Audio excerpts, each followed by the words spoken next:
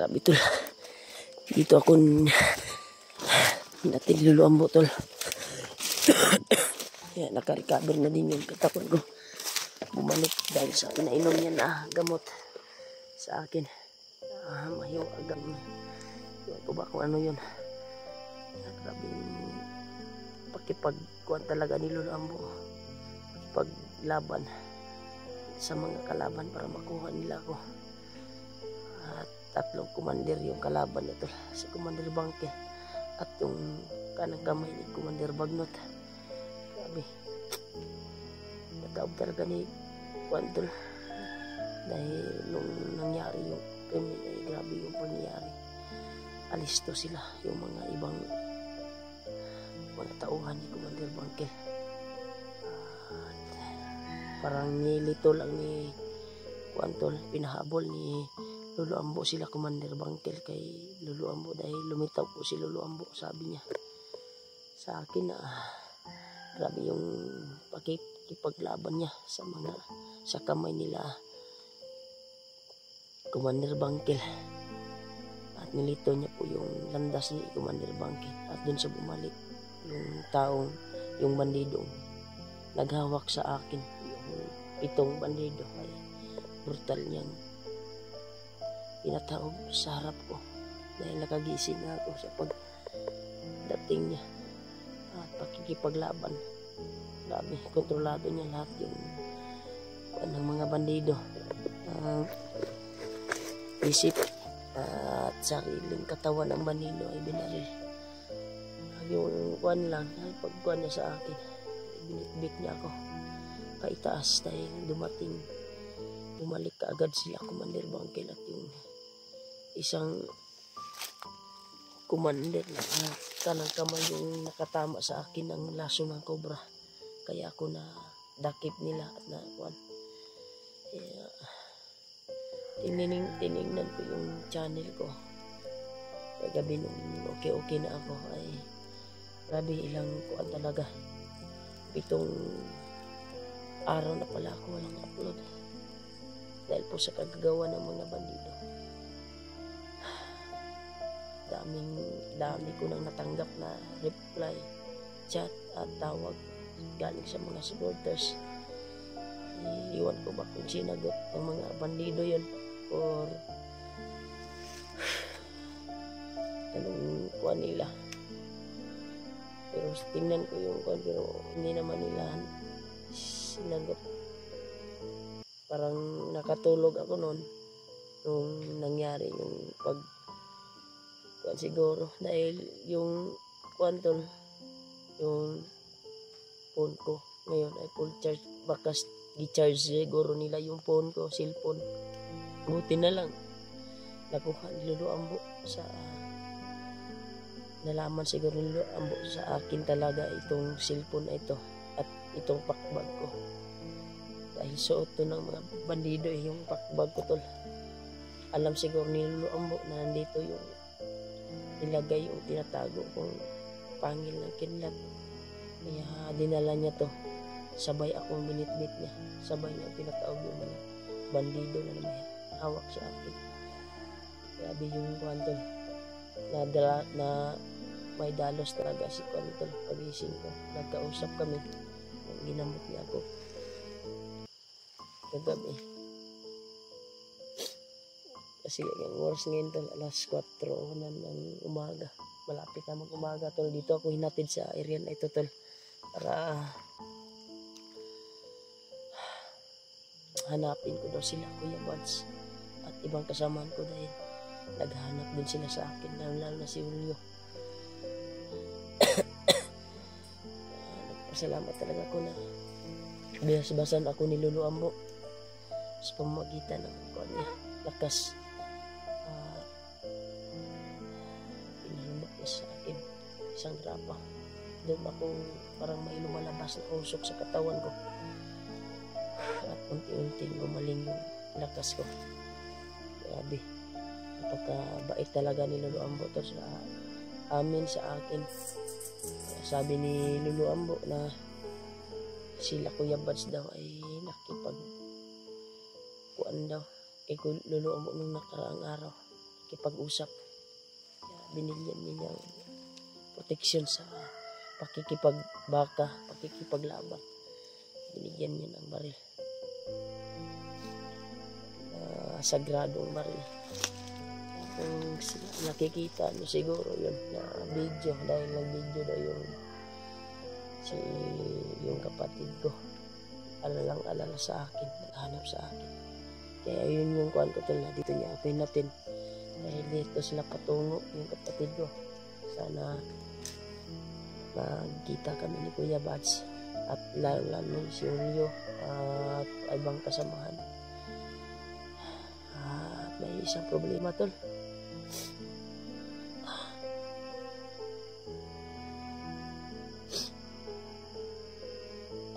Hindi pa nga naligtas yung pamilya ni Commander eh. Isa namang kahidya yung dumating. Yung kanang kapatid ko. Yung kanang yung ate ko tol. Yung kanang bayaw ko. Si J-Word ay nabasa ko yung kano sa akin. Kung saan na daw ako. Kasi may nangyari po sa kapatid ko. Sa ate ko. At yung pamangkin ko. Dinukot ng mga bandido. Talagang luluwa. Kaya pala siguro hindi dumating si Commander Bagnot. Ay tuwing binugbog ako nila Commander Bangkin ay may narinig din akong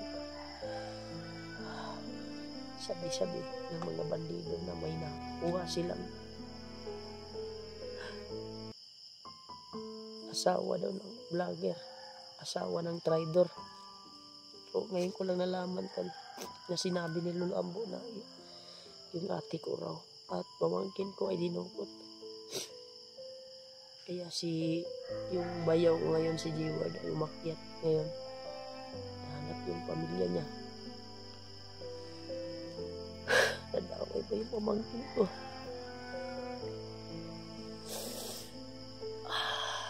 Pero nagpapasalamat ako tol na tinulungan ako ni Lolo Ambo. Utang ko talaga yung buhay ko. Hindi man tayo pilit man natin hindi umiyak pero kaiyak talaga tol dahil ilang araw ko hindi nakapag-upload dahil sa ginagawa ng mga bandido sa akin. Buti na lang naka-recover yung kuhan ko tol dati yung mga pasa ko tol. Pero mawala lang to tol. Sabi ni Lolo Ambo, gabi marami talagang pasa sa kuhan ko tol. Pero sabi ni Lolo Ambo, sa ininom ko na grapa ng iwan ko kung anong grapa yung pinainom sa akin ay unti-unti daw mawala yung mga pasa sa katawan ko na ginamit niyang basbas. At yung katawan yung kanotol yung kanto pa talaga dugo pa talaga ipunasan naman ko ni pinunasan ako ni bago umalis si Lolo Ambo. Pinunasan ko ang langis galing yun sa ang kuwan lang tol ay doon ako dinala sa kanyang tahanan, maliit na tahanan. Doon lang ako nakaranas ng kuwan Lolo Ambo na sobrang bait niya talaga sa akin at buwis buhay yung ginawa niya sa akin tol para makaligtas ako sa kamay ng mga bandido. Kinuha niya talaga ako sa daming manok dito. Iwan ko ba kung saan tong area na ito tol. Malaman natin pag sapit na ng umaga dahil malapit na mag-umaga tol. Baka may bahay dito at pwede natin mapagbilhan. Maraming manok na ihalas ba yan or baka may bahay siguro yan sa unahan. Makapagbili tayo ng kasi parang tingnan ko yung kuhan ko yung Gcash ko kung may laman at makapagbili tayo sa tindahan para magapan yung kuhan ko tol yung sakit ng kuhan ko katawan at sakit ng tiyan mahapdi kasi yung tiyan ko tol sa sobrang gutom Sabi yung tol, dinanas ko sa kamay ng mga bandido. Inainom ako ng ihi. Kung ano-ano pa yung pinakain sa akin. Mga panis na pagkain. Kinain ko tol dahil po sa sobrang gutom. Makain sila sa harap ko. Kung kain sila yung pinakain sa akin yung panis na pagkain nila. Kung pinainom sa akin tuwing humihingi ako ng tubig ay nila sa mukha ko ba sinalod sa kontol babaso at pinainom sa akin. Inom ko talaga, yung suka ko talaga. Grabe. Napakakuan talaga to. Kaya maglakbay tayo ngayon. Yung kuan talaga to. Yung kuan dito, itong kamay kuan dito. Dahil itong area nito ay safety daw ito. Sabi nila mo sa area ito ay may taong tutulong daw sa akin.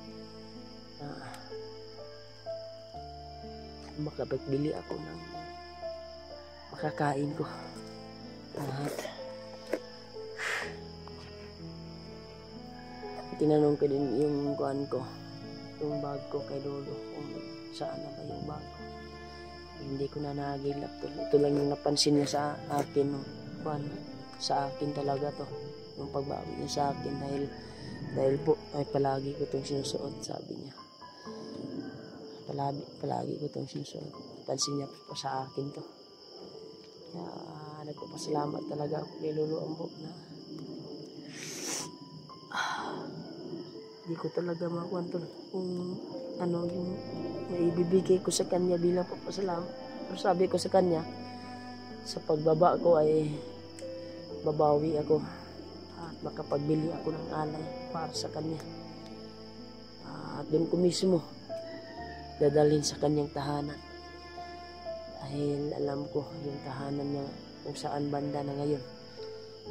Pero ako lang siguro yung makakita. O kung may kailangan yung pagkasamahan ko, ay pwede niya ipakita yung bahay niya. May kailangan talaga. Dahil yung bahay niya ay hindi ordinaryong bahay na gaya sa atin. Sagrado po yung bahay niya tol. Nakapalibutan ng mahika yung bahay niya at hindi talaga matutunton ng nasa ordinary yung kuan lang tol. Kung makikita mo nasa ordinary kuan lang, bundok lang yung kuan. Pero kuan talaga hindi talaga makikita yung bahay niya, sabi niya, sa mga masasamang tao dahil napalibutan ng sagradong mahika ang kanyang tahanan. Iwan ko tol kung may kuan dito.